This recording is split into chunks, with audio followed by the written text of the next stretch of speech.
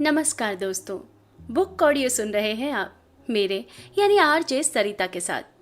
सत्यभामा और सत्यजीत की ये प्रेम कहानी तुम्हारे लिए बड़े ही दिलचस्प मोड़ लेते हुए आगे बढ़ रही है।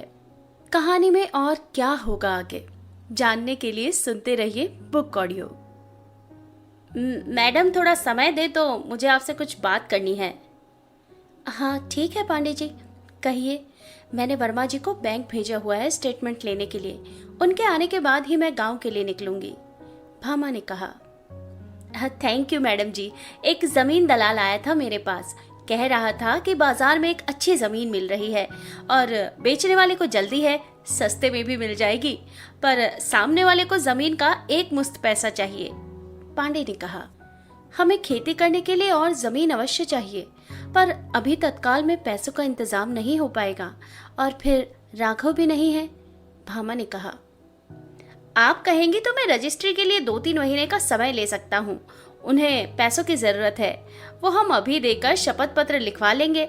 जमीन बहुत ही अच्छी है मैडम जी, इसे हाथ से जाने मत दीजिए।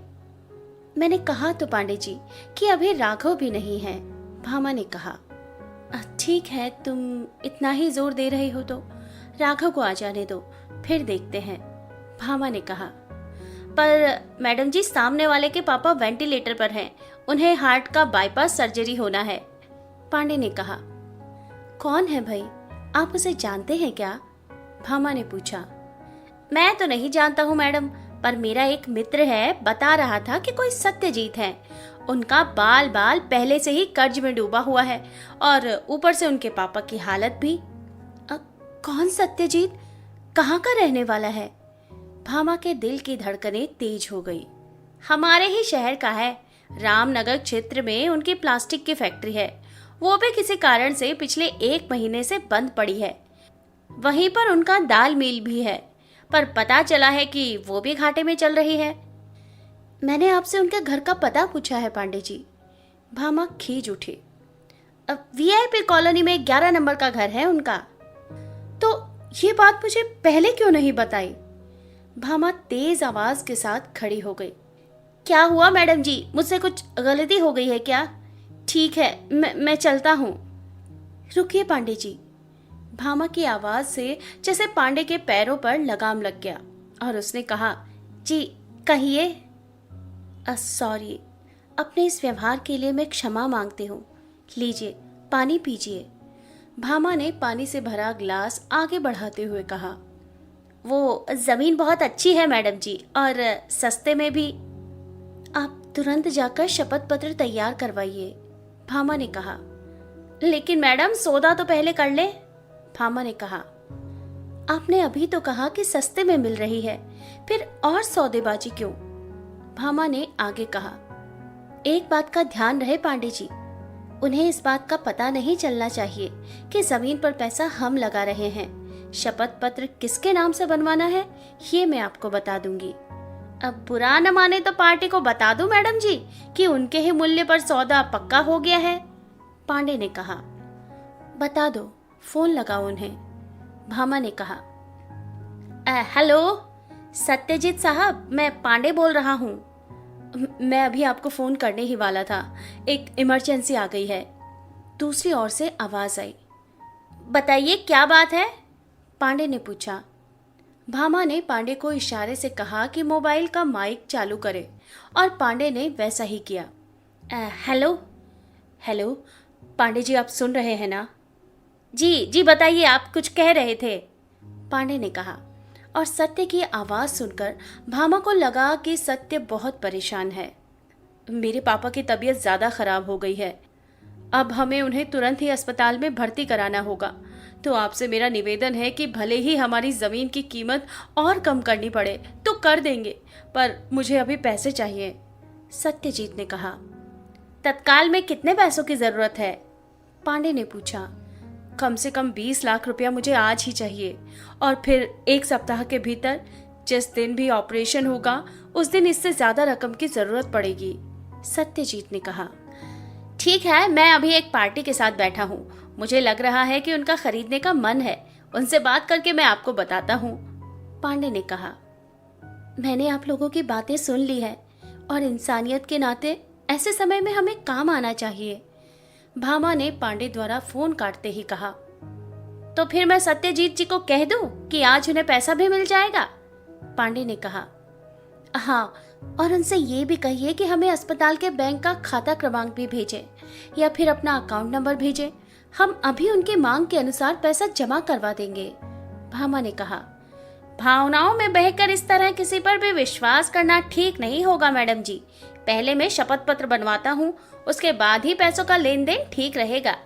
पांडे ने कहा। आपका कहना भी सही है, पर सामने वाले की मजबूरी को देखते हुए मैं रिस्क लेने को तैयार हूँ। आप भी अब ज्यादा समय न लगाते हुए उनको बता दें कि पैसों का इंतजाम हो गया है। भामा ने कहा। 1 मिनट मैडम जी। मोबाइल की घंटी बजने पर पांडे ने कहा। हेलो जी, आप कौन? पांडे ने कहा। मैं सत्यजीत की पत्नी कोमल बोल रही हूँ। जी कहिए, अभी अभी आपके पति सत्यजीत से बात हुई है मेरी। पांडे ने कहा। सत्यजीत की पत्नी होने की बात सुनकर भामा को उत्सुकता हुई कि कोई विशेष बात तो नहीं है, और उसने पुनः इशारों से आग्रह किया कि मोबाइल का माइक ऑन करे। पांडे ने मुस्कुराते हुए हाँ में सिर हिलाते हुए माइक चालू कर दिया। मैंने सुना है कि हमारे गांव वाली जमीन को आपके माध्यम से बेचा जा रहा है। कोमल ने कहा। हाँ जी, और आपके घर की जरूरत को देखते हुए खरीदार एडवांस देने के लिए भी राजी है। पांडे ने कहा। वो आपके और सत्य के बीच की बात है, मुझे उससे कोई लेना देना नहीं है।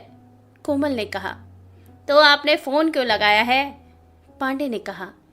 मैं चाहती हूँ कि आप एडवांस में उतना ही पैसा दें जितना कि इलाज के लिए जरूरी है। कोमल ने कहा। तो मुझे कैसे पता चलेगा मैडम कि इलाज के लिए कितना पैसा लगेगा? पांडे ने कहा।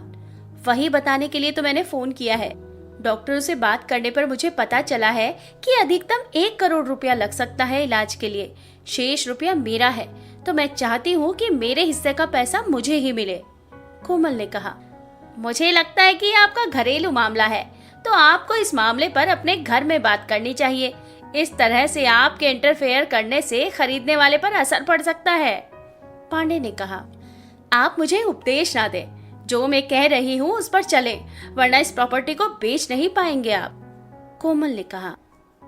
भामा ने एक पेपर पांडे के सामने बढ़ा दिया, जिसमें लिखा था कि कोमल जी से पूरी बात पूछें कि आखिर परेशानी क्या है। मैडम जी बुरा न माने तो एक बात पूछूं? पांडे ने कहा। बोलो। दूसरी तरफ से कोमल की आवाज आई। मैं वैसा ही करूंगा जैसा आप चाहती हैं, पर मुझे आप पूरी बात बताएंगी तो मेरे लिए ज्यादा आसान होगा आपको सहयोग करने में। पांडे ने कहा। दरअसल मैं अपने पति से अलग होना चाहती हूँ, और मेरे पति के पास सिर्फ ये जमीन ही है जो गिरवी में नहीं है। अर्थात मेरे पति के पास मेरे जीवन यापन के लिए देने के लिए इस जमीन के अलावा कुछ भी नहीं है।